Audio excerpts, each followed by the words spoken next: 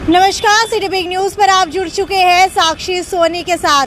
City big news ने एक नया प्रोग्राम शुरू किया है जिसके अंदर हम आपके शहर का हाल आपको बताएंगे कि आपके शहर के अखबार क्या बोल रहे हैं। अगर आपके पास समय नहीं है सुबह सुबह अपने शहर का अखबार पढ़ने का, तो हम आपको बताएंगे कि आपके शहर के अंदर क्या चर्चाएं चल रही है। तो सबसे पहली चर्चा आपके शहर के अंदर चल रही है। सबसे पहले आप सभी जुड़ जाइए, लगातार आपको मैं बताती रहूंगी कि क्या अपडेट इस वक्त आपको सुबह सुबह मिल रही है। सबसे पहली अपडेट ये है कि आपके शहर के अंदर, आपके प्रदेश के अंदर, हरियाणा के अंदर एक बार दोबारा से स्कूल खुलने जा रहे हैं। जी हाँ, 20 दिन की छुट्टी के बाद दोबारा से सरकारी और निजी स्कूलों को खोला जा रहा है। कल ही मीटिंग हुई थी और मीटिंग के अंदर फैसला लिया गया है शिक्षा मंत्री कंवरपाल गुर्जर के द्वारा कि आज आने वाले दिनों के अंदर जो है दोबारा से स्कूलों को खोला जाएगा। जी हाँ, 14 दिसंबर से दोबारा से स्कूलों को खोला जाएगा। पूरी की पूरी गाइडलाइंस के साथ खोला जाएगा। कोरोना के अंदर सारी की सारी प्रिकॉशंस ली जाएंगी। लेकिन अब बात आती है कि कौन कौन सी कक्षाओं को यहाँ पर बुलाया जाएगा। तो आपको बता दूं कि इस बार जो है फैसला लिया गया है खाली 10वीं और 12वीं के विद्यार्थियों को ही स्कूल के अंदर बुलाया जाएगा। यानी कि बोर्ड की कक्षाएं जो है सिर्फ उनको ही स्कूल के अंदर इस बार बुलाया जाएगा। पहले की तरह रेगुलर क्लास लगेंगी और सारी की सारी एडवाइजरी जो है शिक्षा मंत्री कंवरपाल गुर्जर के द्वारा जारी कर दी गई है।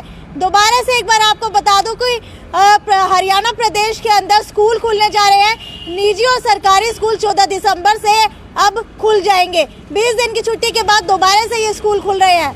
एक बार आप भी कमेंट के अंदर मुझे लिख करके बताएं कि क्या दोबारा से हरियाणा सरकार का ये फैसला स्कूलों को खोलने का सही है या फिर जो है विद्यार्थियों के ऊपर शिक्षा के नाम पर खतरा मंडरा सकता है। क्योंकि कहीं ना कहीं अगर हम देखें तो पहले के मुकाबले इस बार जो है कोरोना के केसेस ज़्यादा बढ़ रहे हैं। अगर बात करूं हरियाणा की तो हरियाणा सबसे ऊपर चल रहा है। फरीदाबाद, गुड़गांव की बात करूं तो उसके बाद हरियाणा के ही नंबर यहां पर देखने को मिल रहा है। तो हरियाणा के अंदर दोबारा से स्कूल खोलने का फैसला कितना सही है सरकार का, कमेंट बॉक्स के अंदर लिख करके आप अपनी राय बताएं। दूसरी खबर के ऊपर हम चलते हैं। दूसरी खबर है हरियाणा के किसानों को लेकर के। हरियाणा ही क्यों, पूरे देश के किसानों को लेकर के आपको बता दूं कि पहली बार सरकार ने किसानों को लिखित प्रस्ताव दिया कि आप लोगों की जो कानून है उसके अंदर अमेंडमेंट कर दी जाएगी, संशोधन कर दिए जाएंगे। लेकिन किसानों ने उसे भी खारिज कर दिया। जी हाँ, सरकार ने पहली बार लिखित प्रस्ताव लिख कर दिया लेकिन किसानों ने उसे खारिज कर दिया।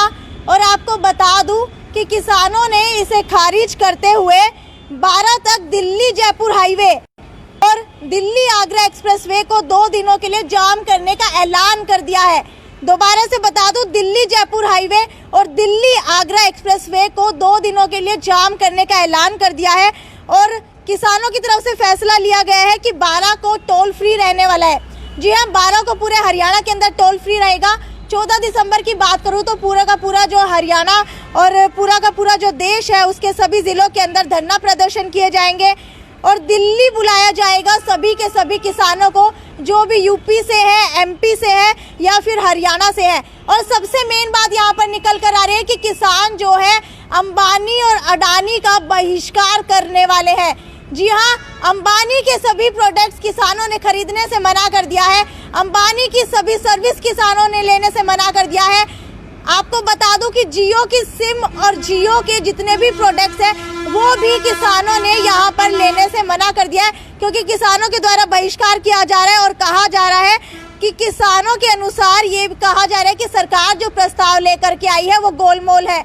आपको बता दूं कि कल जो किसानों को लिखित प्रस्ताव दिया गया उसके अंदर किसानों की जो भी मांगे थी उनमें से अधिक मांगों के ऊपर ये लिखा गया कि इसके ऊपर हम विचार करेंगे या फिर हम आगे देखेंगे या फिर आगे के लिए जो है नए कानून जो अमेंडमेंट है वो कर दी जाएगी, कोई बात नहीं, विचार किया जाएगा। लेकिन कहीं पर भी किसानों ने जो अमेंडमेंट मांगी थी उसके ऊपर निश्चित रूप से हाँ या ना नहीं लिखा गया। और आपको बता दूं कल ही जिस तरीके से किसानों ने ये प्रस्ताव खारिज किया उसके बाद कृषि मंत्री नरेंद्र सिंह तोमर जो है अमित शाह से मिलने के लिए गए थे और वहां पर मीटिंग हुई थी। अब आने वाले दिनों में देखने वाली बात यह है कि सरकार की तरफ से दोबारा से क्या मीटिंग की जाती है, क्या किसानों के लिए प्रस्ताव लेकर के आया जाता है। फिलहाल जो है किसान क्रोधित नजर आ रहे हैं और 12 तारीख को जो है यहाँ पर 2 दिनों के लिए दिल्ली जयपुर हाईवे और दिल्ली आगरा एक्सप्रेसवे को जाम कर दिया गया है।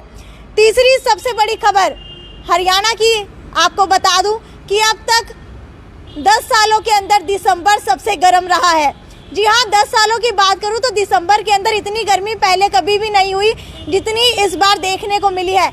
लेकिन अब जो है इस गर्मी का फ़ायदा आप लोग नहीं उठा पाएंगे, क्योंकि अब मौसम विभाग ने एडवाइजरी जारी कर दी है कि 11 और 12 तारीख को बूंदाबांदी के आसार बन चुके हैं। आज भी आपने देखा होगा कि तेज़ हवाएं चल रही हैं और इन्हीं तेज़ हवाओं के चलते हुए अब आने वाले दिनों के अंदर बूंदाबांदी हरियाणा के अंदर होने वाली है। और अगर हिसार की बात करूं तो हिसार का जो अधिकतम तापमान है वो 27.5 डिग्री दर्ज किया गया है और न्यूनतम तापमान की बात करूं तो 8.7 डिग्री दर्ज किया गया है। यानी कि रातें अब ठंडी होने लगी हैं और सुबह की बात करूं तो सुबह भी धुंध बढ़ने लगी है।